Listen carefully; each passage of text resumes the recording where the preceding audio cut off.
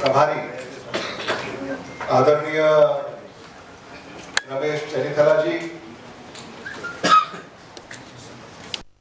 पटोलेजी, विधिमंडळ काँग्रेस पक्षाचे नेते, आपल्या सगळ्यांचेच लाडके आदरणीय बाळासाहेब थोरातजी, महाराष्ट्र प्रदेश काँग्रेस पक्षाचे प्रभारी संपत कुमारजी, लातूर ग्रामीणचे आमदार धीरज, व्यासपीठावर उपस्थित असलेले लातूर जिल्हा काँग्रेस कमिटीचे अध्यक्ष श्री शैल उर्के, लातूर शहर जिल्हा काँग्रेस कमिटीचे अध्यक्ष ॲडव्होकेट किरण जाधव, व्यासपीठावर उपस्थित असलेले इतर सारेच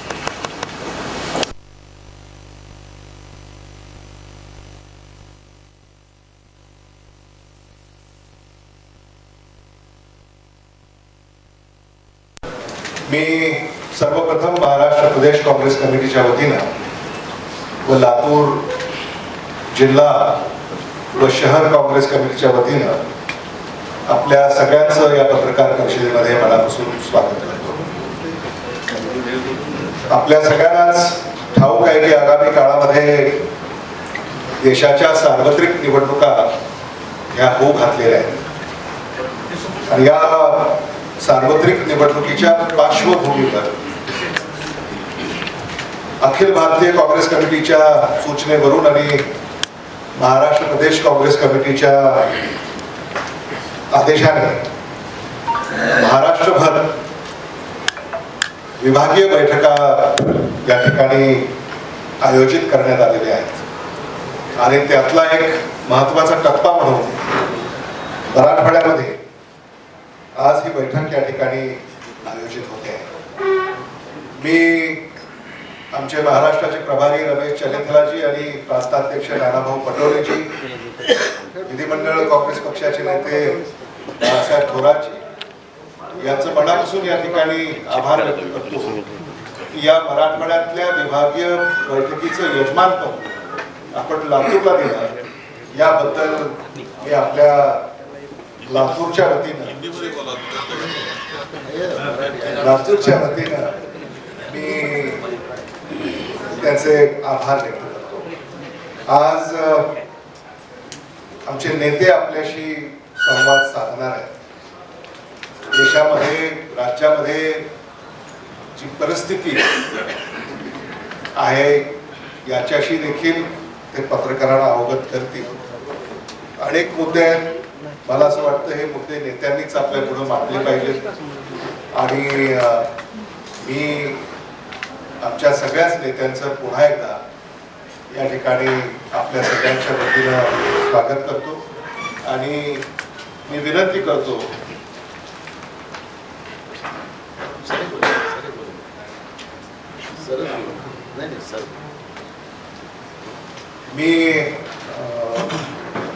करतो आमचे अखिल भारतीय काँग्रेस पक्षाचे महासचिव आणि महाराष्ट्राचे प्रभारी, केरळचे नेते आणि विशेष म्हणजे आदरणीय विलासराव देशमुख साहेबांचे जिवलग मित्र असे रमेश चरिथलाजी यांना मी विनंती करतो की त्यांनी पत्रकारांशी संवाद साधावा।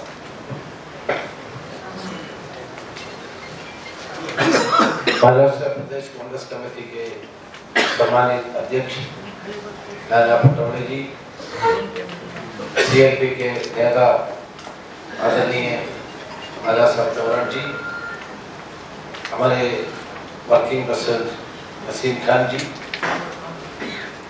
हमारे अमित देशमुख जी, धीरज देशमुख जी,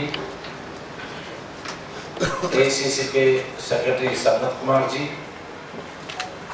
और प्रदेश के कांग्रेस कमेटी के पदाधिकारीगण, पत्रकार मित्र, महाराष्ट्र प्रदेश कांग्रेस कमेटी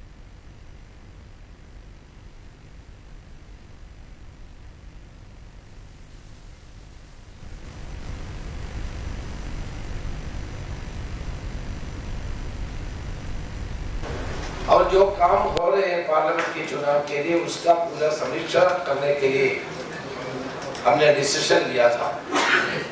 इसके अनुसार लातूर लास्ट की रीजन मीटिंग है, पांचों मीटिंग किया है और दिस इज द लास्ट मीटिंग। इसे 6 मीटिंग के बाद मुझे विश्वास के साथ बता सकते हैं कि महाराष्ट्र में कांग्रेस जन सारे मैदान में उतरे हैं और सारे नेता कार्यकर्ता सब एकजुट होके पार्लियामेंट के चुनाव के लिए तैयारी कर रहे हैं। हमको विश्वास है महा विकास आघाड़ी सबसे ज्यादा पार्लियामेंट सीट जीतेंगे और आने वाले चुनाव में महाराष्ट्र में सरकार बनने के लिए सक्षम करेंगे। हमने हर जिले कांग्रेस कमेटी के कार्य के बारे में, उनका जो कार्य शैली के बारे में बात करते हैं और ब्लॉक कांग्रेस कमेटी के प्रेसिडेंट से बात करते हैं, उनका भावनाओं को स्वीकार करते हैं और जो भी समस्या जिला ब्लॉक कांग्रेस कमेटी के बीच में है सब बात करके सबको एकत्र होकर के आगे चलने का काम चल रहा है। एक बात मैं जरूर बताना चाहता हूँ, महाराष्ट्र में कांग्रेस अभी शक्तिशाली संगठन है, इसको और हम लोग मजबूत करेंगे। आने वाले चुनाव में इसका प्रमाण बिल्कुल आपके सामने आएगा। इसके बाद हमने 16 और 17 में लोनावाला में हमारे प्रदेश कांग्रेस की शिविर की आयोजित भी की है। कांग्रेस अध्यक्ष मल्लिकार्जुन खड़गे जी ऑनलाइन पे इस पे इनॉग्रेट करेंगे और हमारे अन्य नेता भी मौजूद रहेंगे। ये शिविर इसके पार्लियामेंट के चुनाव की तैयारी के लिए हमने कहा। सो सिस्टमैटिकली हमारा काम अभी चल रहे हैं और फरवरी 5 तारीख के अंदर हर जिला कांग्रेस कमेटी अपना मीटिंग बुलाएंगे और रीजनल मीटिंग्स पे जो आदेश दिया गया है उसको पूरा करने के लिए, लागू करने के लिए पूरे कोशिश होगी। राजनीतिक स्थिति के बारे में आप लोग जानते हैं कि कल नीतीश कुमार जी ने इंडिया अलायंस तोड़ करके इस देश के सबसे बड़े पलटू राम स्थापित कर दिया। 8 times he has changed his stand. So इसके उनके क्रेडिबिलिटी पूरा खत्म हो गया है। लोग उसके ऊपर विश्वास नहीं करेंगे।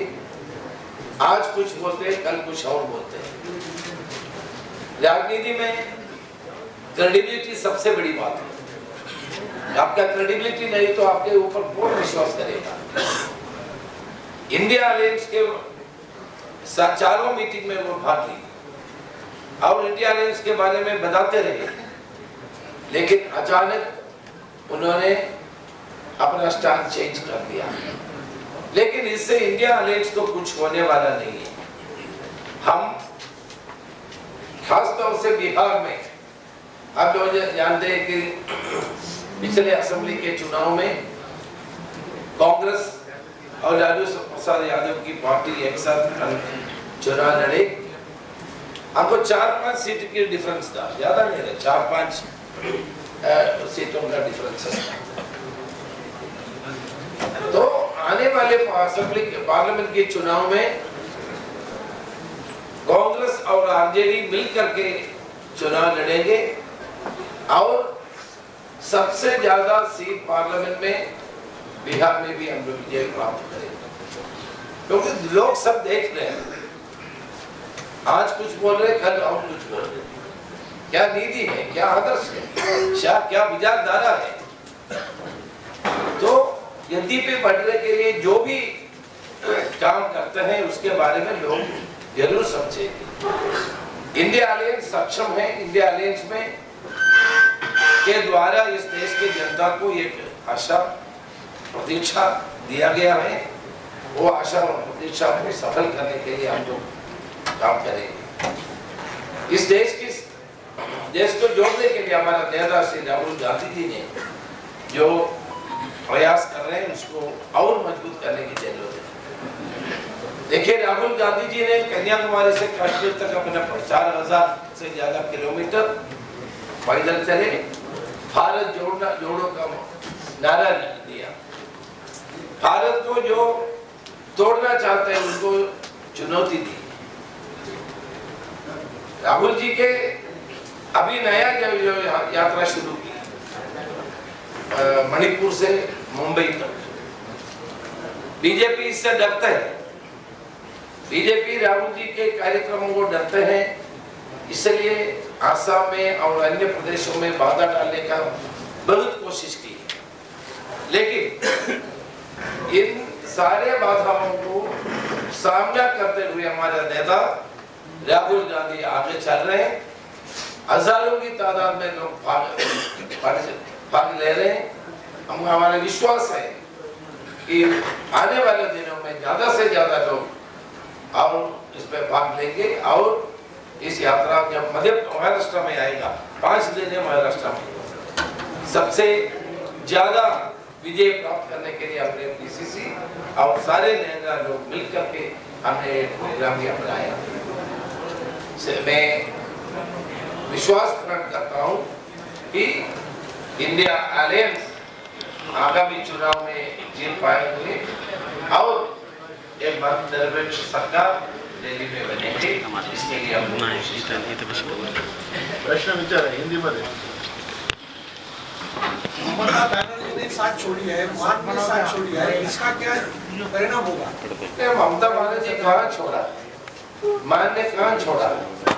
देखिए, हर स्टेट में अपने अपने तकलीफ होते हैं, क्योंकि ये अपने अपने स्टेटों में कांग्रेस से उनका सबसे कांग्रेस से लड़ते रहे, आम आदमी और कांग्रेस आपस में लड़ते हैं, इसलिए थोड़ा सा प्रॉब्लम्स है और हम डिस्कस करके उसको ठीक कर देंगे। मानाला विचारले शिवराज पाटील हे या परिसरातील महत्त्वाचे नेते ते लोकसभेच्या अध्यक्षपदापर्यंत होते, पण अशात ते स्वतःहून पक्षकार्यापासून वेगळे आहेत की आपण कॉर्नर केलं? दिल्लीमध्ये आणि महाराष्ट्रातही जेव्हा जेव्हा येतात माझ्या संपर्कात असतात, दिल्लीमध्ये आम्ही भेटतो, AICC मध्ये पण त्यांच्या तब्येतीचं आपल्याला सगळ्यांना माहिती आहे, तर त्यामुळे ते फार कमी इकडे फिरतात, कमी येतात। त्यामुळे शिवराज पाटील साहेब हे काँग्रेसचे ज्येष्ठ नेते आहेत आणि आमचे सगळ्यांचे मार्गदर्शक आहेत, त्यांचं मार्गदर्शन आम्ही सातत्याने घेत राहतो। तुम्ही संपर्कात असता का ते तुमच्या संपर्कात? आम्ही दोघंही एकमेकांच्या संपर्कात असतो। मी दिल्लीला जातो त्यावेळेस त्यांना मी भेटतो, दिल्लीला ते भेटतात, AICC मध्ये पण येतात साहेब, आणि महाराष्ट्रात आले तर ते निश्चितपणे मला प्रोग्राम कळवतात आणि आम्ही भेटतो। आजच्या मेळाव्यात मार्गदर्शन करणार आहे, आजच्या मेळाव्याला उपस्थित राहणार आहे शिवराज पाटील? नहीं पड़ी सर। सर मेरा सवाल रमेश चंद्र सर से है। जो राजीव गांधी साहब के साथ में जो काम किए वाले नेता है आपके कांग्रेस के या हमारे विलासराव जी के साथ में की, उनकी कमी महसूस होती है स्टेज पे या उनको साइडलाइन किया जाता है, ऐसा सुनाई दे रहा है, सर से नहीं आ गया हो। और जैसा शिवसेना से कोई आया है, बीजेपी से कोई आया, वो लोग ज्यादा दिखते हैं, आपका ओपिनियन बताइए। देखिए, विलासराव जी महाराष्ट्र के सबसे बड़े नेता थे, हमारे प्रिय मित्र थे, और उनके साथ जो लोग काम किए हैं उनको बिल्कुल कांग्रेस आगे रखे और रहेंगे। इसी को कांग्रेस किनारे करने के लिए कभी भी प्रयास नहीं की। कोई ऐसा है तो बिल्कुल हम लोग सबको लेके चलने के प्रोग्राम अपनाया है।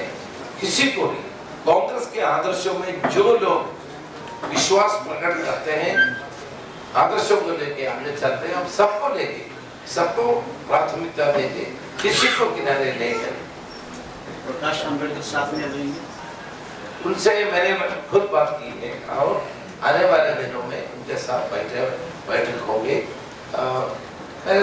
मेरे विश्वास है महाविकास आघाड़ी के साथ हो रहेगी। माझा एक प्रश्न आहे, डॉक्टर बाबासाहेब आंबेडकरांनी काँग्रेस ही जळतं घर आहे असं पूर्वी बोलले होते, 4 आण्याचा देखील सदस्य होऊन असं त्यांनी बोलले, पण तेच म्हणजे आज घडीला मतदारामध्ये तेच म्हणजे बाबासाहेबांनी जे बोलले ते लक्षात घेऊन हे काँग्रेसची जी वाताहत होत आहे त्यात मतदारामध्ये म्हणजे ते बाबासाहेबांचे विचार आलेत का असं काय वाटतं? बघा, बाबासाहेबांच्या त्या शब्दाचा अनर्थ केला गेलेला होता. अखरी जसं आत्ताच अनिता साहेबांनी सांगितलं की दोन पार्ट्या ज्या असतात त्यांच्यामधलं एक डिफरन्स असतो. मत भिन्नता असू शकतात पण मनभिन्नता नाही. डॉक्टर बाबासाहेब आंबेडकरांच्या याच्यामध्ये आपल्याला सगळ्यांना माहिती आहे, इतिहासात मी थोडंसं आता तुम्ही विषय काढला म्हणून सांगतो. जेव्हा संविधान समिती तयार करण्यात आलेली होती त्याच्यामध्ये डॉक्टर बाबासाहेब आंबेडकर नव्हते. मुंबईचे आमचे नाव त्यांचं मला लक्षात नाही, त्यांचा राजीनामा घेऊन डॉक्टर बाबासाहेब जेव्हा निवडून आले त्यावेळेस त्यांना त्या ह्याच्यात घेतलं आणि मग त्या संविधान समितीमधून डॉक्टर बाबासाहेब आंबेडकर काँग्रेससाठी किती महत्वाचे याचं आम्हाला खूप सारे उदाहरण अनेकदा देता येण्याची गरज नाही. डॉक्टर बाबासाहेब आंबेडकर ही काँग्रेससाठी महत्वाचं व्यक्तिमत्व आहे आणि त्याच्यामुळे डॉक्टर बाबासाहेब आंबेडकर हे काँग्रेस विचाराच्या ताकदीचा विषय होऊ शकत नाही. शाहू फुले आंबेडकर विचारधारा जी आहे ती विचारधाराच काँग्रेसची विचारधारा आहे. त्याच्यामुळे बाबासाहेब आंबेडकर आणि काँग्रेस ही विचारधारा वेगळी होऊ शकत नाही. त्यामुळे ही जी काही गफलत जी निर्माण करण्याचा प्रयत्न केला जातो तो फक्त राजकीय उद्देशापोटी राजकीय उद्देशाने केला जातो. आज जे लोक सत्तेत आहेत त्यांनी तर देशच जाळला, देशच संपवलं. बाबासाहेब आंबेडकरांचं संविधानिक व्यवस्था संपवली, लोकशाही संपवली आणि त्याच्यामुळे बाबासाहेब आंबेडकरांच्या अनुयायांचा विषय तुम्ही काढला. त्यामुळे आता बाबासाहेबांच्या अनुयायांना सुद्धा कळत आहे की चुकीचं झालेलं आहे आणि काँग्रेसच एक असा पक्ष या देशामध्ये आहे की तो संविधान आणि लोकशाहीला जोपासून ठेवू शकतो ही क्षमता असलेला काँग्रेस पक्षच आहे. त्यामुळे ही जी काही भूमिका कालपर्यंत अनेक लोक मांडत होती ती आता त्या भूमिकेला लोकांना आता जो गैरसमज जो पसरवला गेला तो आता निघालेला आहे की काँग्रेसच पक्ष हा आमचा जवळचा आहे. ही भूमिका आता सगळ्यांची झाली. सर, आघाडीच्या महाराष्ट्रातील किती जागेसंदर्भात एकमत आहे? बघा, आम्ही 48 जागा आघाडी म्हणून लढतो आहे. आमची भूमिका काँग्रेसची एकदम स्पष्ट आहे की कोणाला जागा कोणाला किती द्यायच्या वगैरे हा आमचा आघाडीचा प्रश्न नाही आहे. 48 जागा आम्हाला जिंकता आल्या पाहिजे ही भूमिका आमची आघाडीची आहे. त्याच्यामध्ये आमचे कम्युनिस्ट पण आहे, आम्ही शेतकरी कामगार पक्षाची लोक आहेत, प्रकाश आंबेडकर साहेब आता उद्या आमची मीटिंग आहे ते नाही त्यांचे प्रतिनिधी येणार आहेत, राजू शेट्टी आहेत. आम्ही सगळ्यांना घेऊन चालणार आणि जे जे बीजेपीच्या विरोधात आहेत त्या सगळ्यांना घेऊन चालणार आणि 48 जागा जिंकणं हे आमचा संकल्प आहे. त्यामुळे कुठल्या पक्षाला किती जागा जातात हा आमच्यासाठी प्रश्न नाही आणि बीजेपी मुक्त महाराष्ट्र कसा करता येईल ही भूमिका काँग्रेस पक्षाची आहे. संजय राऊतांना मान्य आहे का हे? तुम्ही आता सगळ्यांची नाव घेतली, शिवसेना घेतलं नाही, संजय राऊतांना मान्य आहे का? आघाडी म्हटलं तर शिवसेना आली आहे का? आघाडी म्हटलं तर शिवसेना. मी पवार साहेबांचे नाव घेत आहे का? संजय राऊत आहेत का? आघाडी म्हणजे काय? संजय राऊत आहेत. आघाडी म्हणजे काय? संजय राऊत मी काय म्हटलं आघाडी म्हणजे काय? त्यामध्ये पवार साहेब आले, काँग्रेसही आली आणि उद्धव ठाकरे साहेब पण आले. काँग्रेस खातं उघडेल का मराठवाड्यामध्ये? तुम्हाला सांगतो की मराठवाड्यामध्ये सगळ्यात जास्त जागा ह्या आघाडीच्याच राहणार आहे यावेळेस. आणि मी परवा पण बोललो की मराठा आणि ओबीसी आरक्षणामध्ये कोणाची फसवणूक केली हे सरकारने स्पष्ट केलं पाहिजे. एकीकडे सांगायचं ओबीसीच्या आरक्षणाला धक्का लागू द्यायचा नाही, एकीकडे आम्ही मराठ्यांना आरक्षण वेगळं देऊ असं सांगितलं. परवा जो अध्यादेश सरकारने काढला आणि ऐतिहासिक निर्णय घेतला असं ते सांगतात. मग अजित पवार आणि फडणवीस त्या ऐतिहासिक निर्णयामध्ये का सामील नाही झाले हा पण सवाल आम्ही विचारला. आपली कुठल्या समाजाला या लोकांनी फसवलं. कारण की महाराष्ट्रातले जे प्रश्न मूळ आहे या मूळ प्रश्नाला फाटा फोडण्यासाठी या पद्धतीचं मुद्दामून वातावरण निर्माण करून महाराष्ट्राच्या एकात्मतेला, शाहू फुले आंबेडकर विचारसरणीला संपवण्याचं पाप बीजेपी करते आहे. बीजेपीची सोबत असलेले पक्ष करतात आहे. राज्याची तिजोरी लुटण्याचं काम हे करतात. आपल्याला पाहायला मिळालं असेल की काल डेप्युटी सीएमनी जे फडणवीसांनी जे सीएम आपण ते आरोग्यासाठी जे पैसे देतो तसं आता फडणवीसांनी सुद्धा त्या पद्धतीची त्याचाही वेगळं हे काढलेलं आहे. तुम्ही महाराष्ट्रामध्ये या सगळ्या व्यवस्थेमध्ये किती गरजू लोकांना पैसे मिळतात हे थोडं माहितीच्या अधिकारात माहिती घ्या. मेलेल्यांच्या टाळूवरचं लोणी खाण्याचं काम, जनतेच्या घामाचा पैसा जो सरकारच्या तिजोरीमध्ये जमा होतो तो पैसा लुटण्याचं पाप हे लोक करतात. गरजू लोकांना मदत मिळत नाही. यांच्या बगल बच्च्याला आरोग्याच्या नावाने त्या गरीब माणसाला पैसे मिळाले पाहिजे त्यांना नाही, पण यांच्या बगल बच्च्यांना पैसे मिळतात हे तुम्हाला त्याच्या माहितीच्या अधिकारातून प्राप्त होईल. एक मुख्यमंत्र्याचा कोश, एक आता उपमुख्यमंत्र्याचं, मग दुसरा उपमुख्यमंत्री उघडे.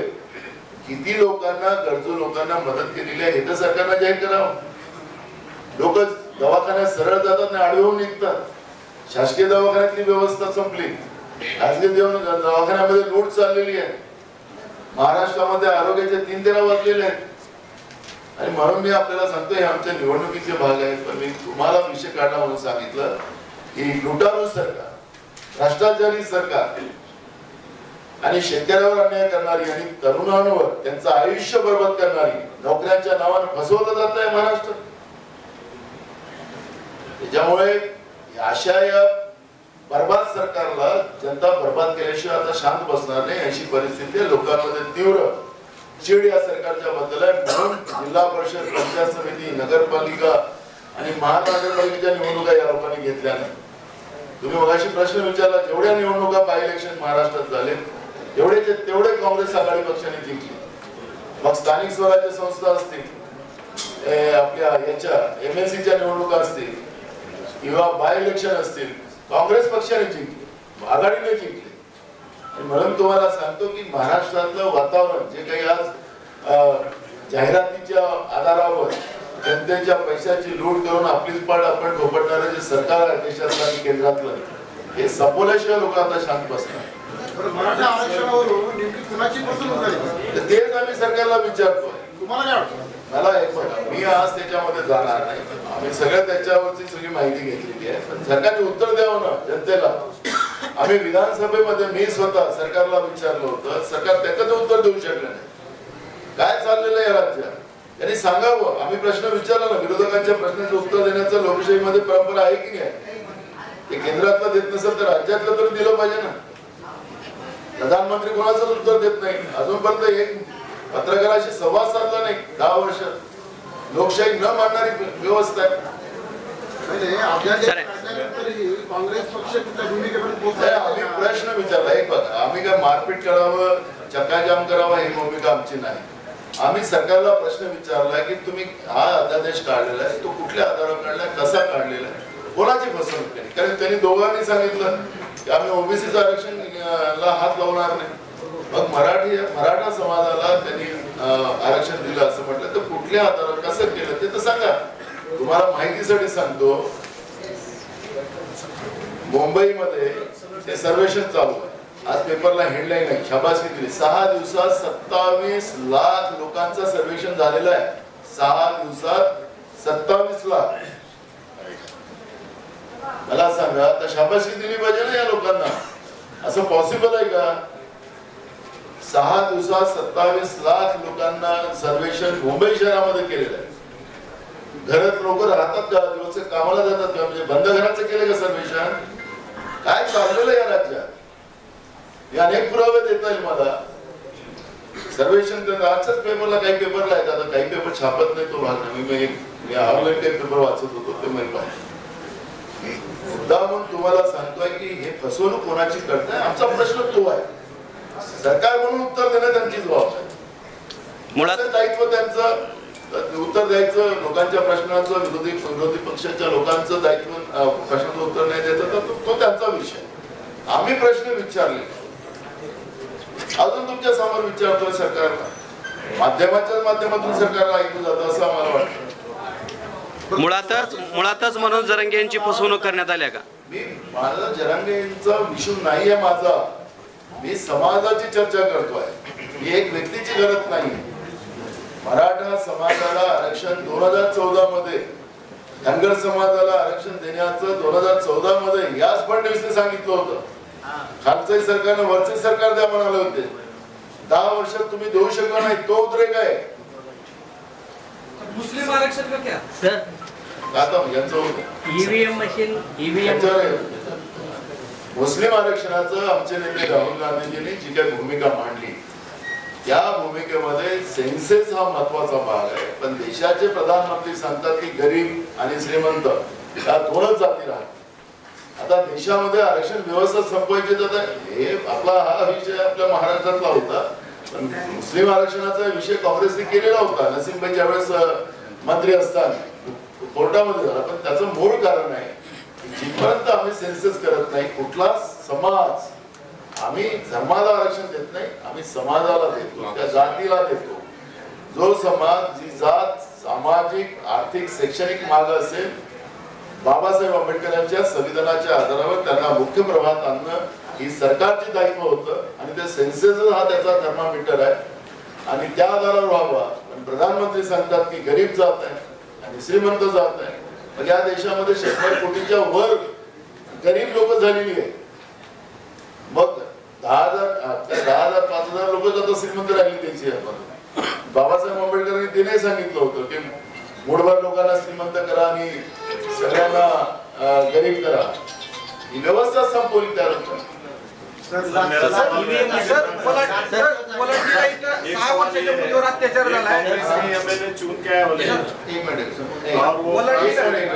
पलंडीला 6 वर्षाच्या मुलीवर अत्याचार झाला. FIR होऊन 4 दिवस झालं.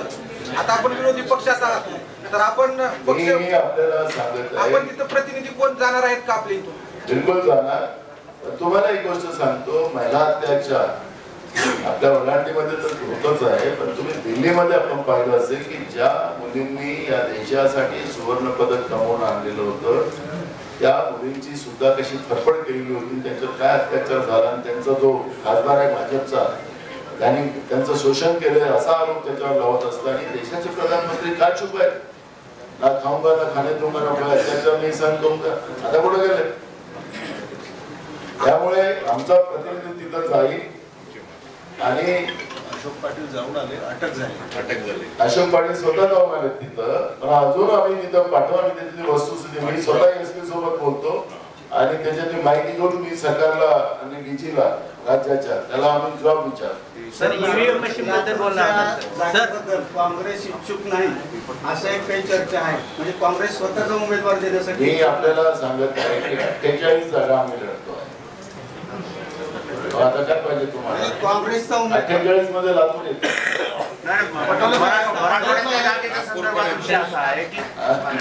मराठवाड्यातला जागेचा फॉर्म्युला कसा 4-3-1 झाला? सांगितलं ना 48 जागा महाविकास आघाडी आणि इंडिया अलायन्स म्हणून आम्ही लढणार.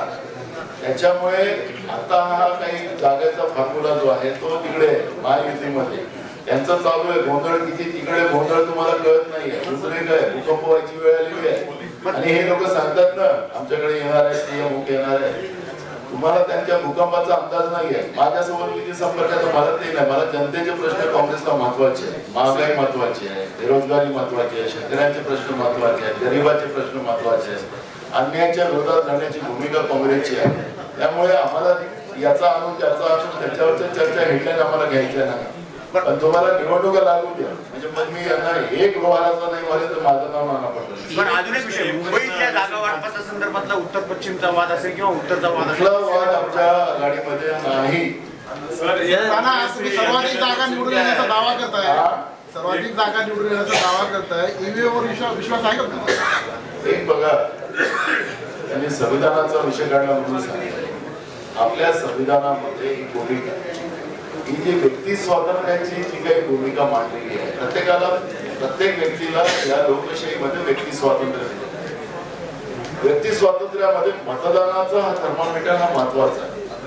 मला यांना मत मारायचं आहे आणि माझं मत तुला जाते असा माझा अविश्वास होत असेल आणि मी त्याच्यावर जो ऑब्जेक्शन सातत्यानं मांडत असेल तर निवडणूक आयोगाने त्यांनी राजीव गांधीजींनी निवडणूक आयोगाला स्वायत्ता दिली. त्यांनी त्या ठिकाणी पारदर्शकता ठेवून जनमानसाचं मत घेऊन त्या पद्धतीचं निर्णय घेतला पाहिजे. वाटतं लोकांना की आमचं मत तिकडे जातं, आम्ही वाटतो त्याला नाही जात असं वाटतंय आणि ते ऑब्जेक्शन अनेक लोकांनी मांडलेले. निवडणूक आयोगाने याच्यातला निर्णय घ्यावा. आम्ही कोर्टात गेलेलो होतो. माननीय सुप्रीम कोर्टाने काय सांगितलं की निवडणूक आयोगाने निर्णय घ्यावा. मला तो निर्णय लक्षात असेल. मग जनभावना ज्या असतील त्या जनभावनेचा आधार निवडणूक आयोगाने करावा. केंद्र सरकारने त्याच्यातली भूमिका घ्यावी. लोकशाही, कारण की लोकशाहीची पाळंमुळं जी आहे, चहा विकणारा माणूस देशाचा प्रधानमंत्री होतो तो कशाच्या आधारावर झाला? ही लोकशाहीची पाळंमुळं आपल्या देशामध्ये मजबूत आहे. त्याच्यामुळे चहा विकणारा माणूस देशाचा प्रधानमंत्री विकत होतं की नाही तो नंतरचा प्रश्न आहे. पण आज काय आपण शंका आहे, तो प्रश्न नाही, तो चर्चेचा विषय नाही आहे असं आपण म्हणतोय. पण मूळ प्रश्न असा आहे की आज जी आहे लोकभावना आहे त्याप्रमाणे निवडणूक आयोगाने याच्यातला निर्णय घ्यावा. लोकशाहीला मजबूत करण्यासाठी ही भूमिका काँग्रेस पक्षाची. तुमची मागणी आहे का ईव्हीएम शिवाय मतदान? आम्ही कोर्टात गेलो तो ते सांगितलं. बाई इलेक्शन चुन के आए एक एमएलए आपके कांग्रेस के, परसों उन्होंने कारसेवकों में बहुत बड़ा सत्कार किया और लेटेस्ट में कारपोरेशन में मारधाड़ करते हैं ऑफिसरों से. तो ये माहौल खराब करने की बात नहीं. क्या पॉलिसी है आपकी कांग्रेस की? प्रदेश की पॉलिसी क्या है? नहीं, कांग्रेस की पॉलिसी सर्वधर्म समभाव की हमेशा से रही है और आज भी वही पॉलिसी है. कांग्रेस ने अपनी किसी भी पॉलिसी से कभी भी कोई समझौता नहीं किया है और कांग्रेस सर्वधर्म समभाव को मानने वाली पार्टी है और उसी के साथ चलने वाली पार्टी. मुझे वहां से लोगों के फोन आए और मैं वो भाई हमारे रवि दांगेकर है उनसे मैंने बात किया. उन्होंने बताया कि सर मैंने ये फोटो जो बैनर है मैंने नहीं लगाया, कार्यकर्ताओं ने लगाया था क्योंकि वो मूल मनसे से आया हुआ वो है रवि दांगेकर, वो मूल कांग्रेस का नहीं है. तो उसके जो कार्यकर्ताओं के मनसे से आए हुए उन लोगों ने वो काम किया था, कांग्रेस के कार्यकर्ताओं ने नहीं किया था. मैं जस्टिफिकेशन और क्लियर बता रहा हूँ, छुपाने की बात.